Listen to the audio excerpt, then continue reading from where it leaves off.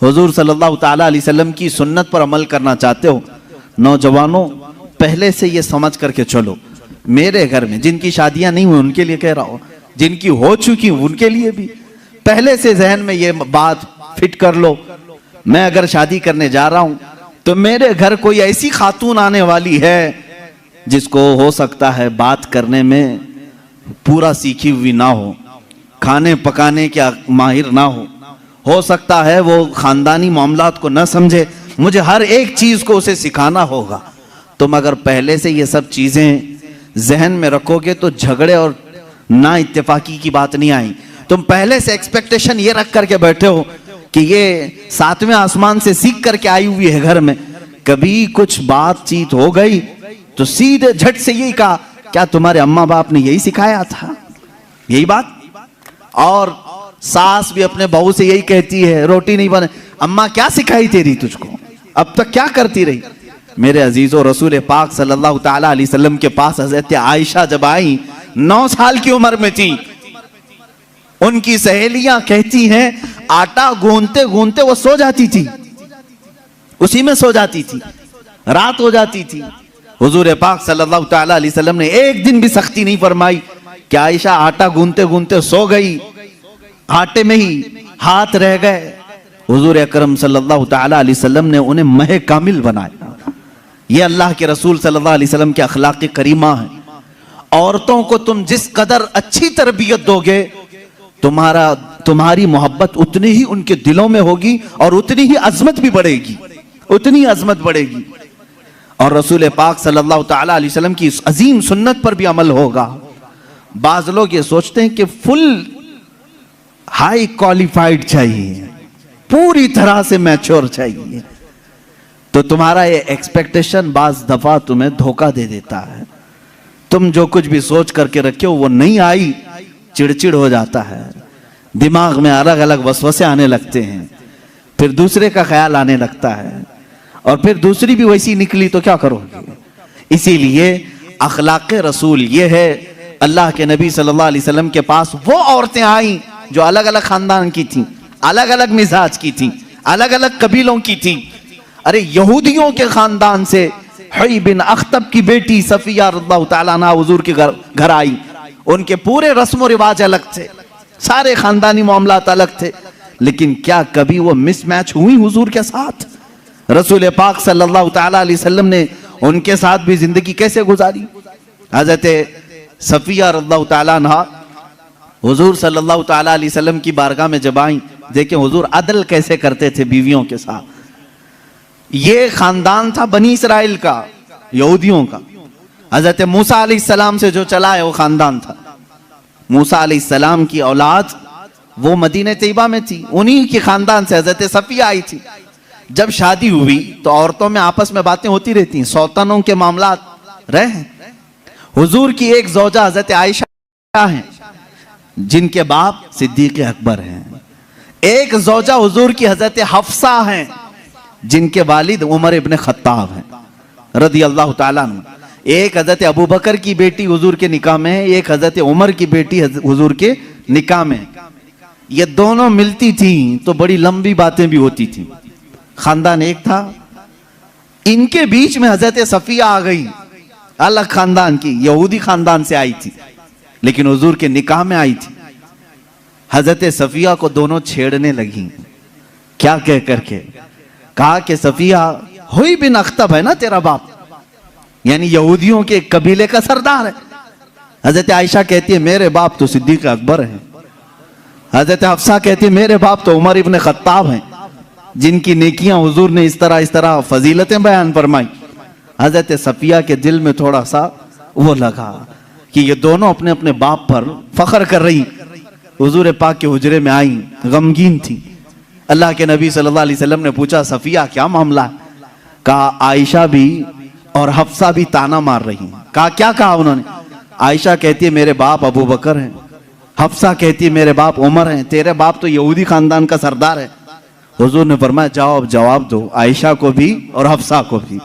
हुजूर सिखा रहे हजरत सफिया को। कहा क्या जवाब दूं।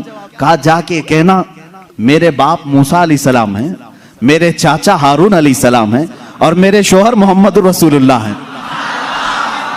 वो आई, फख्र के साथ कहा मैं उस खानदान से हूं कि मेरे आबा व अजदाद में मेरे बाप मूसा अलैहिस्सलाम हैं, नबी हैं, और मेरे चाचा हारून अलैहिस्सलाम हैं, और मेरे शोहर का तो क्या कहना, सैयदुल अंबिया है। हजरत आयशा और हजरत हफ्सा ने कहा जरूर ये रसूल पाक ने तुझे सिखाया होगा, ये बात तुझे हुजूर ने बताई होगी। ये घरेलू जिंदगी थी मेरे आका सल्लल्लाहु तआला अलैहि वसल्लम की। कभी इन लोगों, इन औरतों के दरमियान अगर कुछ बातें आ जाएं, हुजूर पाक इस तरह से उसे निकालते जैसे मैदे में से आटे को निकाल दिया जाए। कभी तकरार नहीं हो सकी, कभी झगड़े की नौबत नहीं आई।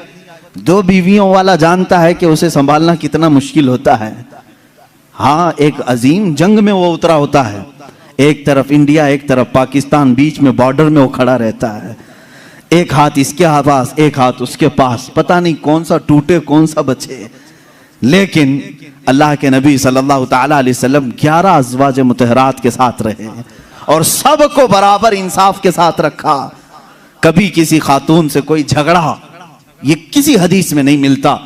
हाँ, उनके दरमियान जो बातें होती थी वो तफरीह कल्ब के तौर पर होती, तफरीह कल्ब के तौर पर, दिल को बहलाने के तौर पर। अब आए मैं आपको बताता हूं हुजूर की जिंदगी पाक में जो बीवियों का किरदार है। औरतें भी सुन रही होंगी, उन्हें यह मालूम होना चाहिए अपने शोहर की, यानी एक मर्द की दुनिया में सबसे बड़ी सपोर्टर उसकी बीवी होनी चाहिए। हर चीज में, उसके दुख में, उसके सुख में, उसकी खुशी और गम में, सब में औरत उसकी सपोर्टर बनकर रहे। हुजूर अकरम सल्लल्लाहु तआला अलैहि वसल्लम जब ऐलान नबुव्वत फरमाए हैं, हजरत खदीजा ईमान लाई, अपने माल से मदद किया, सारी चीजें की। जानते हैं जब हुजूर पाक ने हजरत खदीजा से निकाह किया, आपकी उम्र 25 साल थी, उनकी 40 साल। सैयदा खदीजतुल कुबरा रज़ियल्लाहु तआला अन्हा के साथ हुजूर सल्लल्लाहु अलैहि वसल्लम ने 25 साल गुजारे, 25 साल गुजारे। हुजूर की उम्र पाक 50 साल हो चुकी थी, हजरत खदीजा की उम्र 65 साल की हो चुकी थी। लेकिन इस बीच में रसूल करीम सल्लल्लाहु अलैहि वसल्लम ने कभी किसी दूसरी औरत से निकाह नहीं फरमाया। इन 25 सालों में हुजूर सल्लल्लाहु अलैहि वसल्लम ने किसी दूसरी औरत से निकाह नहीं किया, सिर्फ हजरत खदीजतुल कुबरा के साथ रहे। उसकी वजह यह थी कि ये औरत आम औरतों की तरह नहीं थी। हुजूर सल्लल्लाहु तआला अलैहि वसल्लम की ऐसी सपोर्टर कि रहती दुनिया तक उनके एहसानात पूरी उम्मत नहीं चुका सकती, पूरी उम्मत नहीं चुका सकती। हुजूर पाक सल्लल्लाहु तआला अलैहि वसल्लम जब मदीना तैयबा तशरीफ लाए, हजरत आयशा निकाह में आई थी। ये भी हदीस है हजरत आयशा की, कहते हैं हर बात पर हुजूर सल्लल्लाहु अलैहि वसल्लम खदीजा का जिक्र करते थे। हजरत आयशा कहती है कभी मुझे गैरत आती थी और मैं कहती थी कि सिर्फ आपकी एक ही बीवी है क्या हजरत खदीजा, हर बात में आप खदीजा का ही जिक्र करते। हुजूर सल्लल्लाहु तआला अलैहि वसल्लम हजरत आयशा से कहते, आयशा हाँ, वो उस बीवी की तरह कोई दुनिया में आ ही नहीं सकती, मैं उसका जिक्र हमेशा खैर के साथ करता रहूंगा।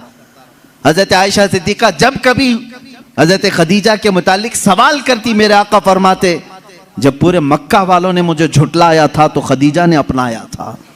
जब लोग मुझ पर सोशल बाइकाट कर चुके थे, खदीजा ने अपना पूरा माल मुझ पर कुर्बान किया था। जब लोग हमें अपने घरों से दूर कर चुके थे तो खदीजा मेरे साथ दिन और रात रहा करती थी। हुजूर सल्लल्लाहु तआला अलैहि वसल्लम के लिए ये कैसी सपोर्टर थी जानते? गारे हिरा 3000 फीट ऊंची पहाड़ी आज भी मक्का में मौजूद है।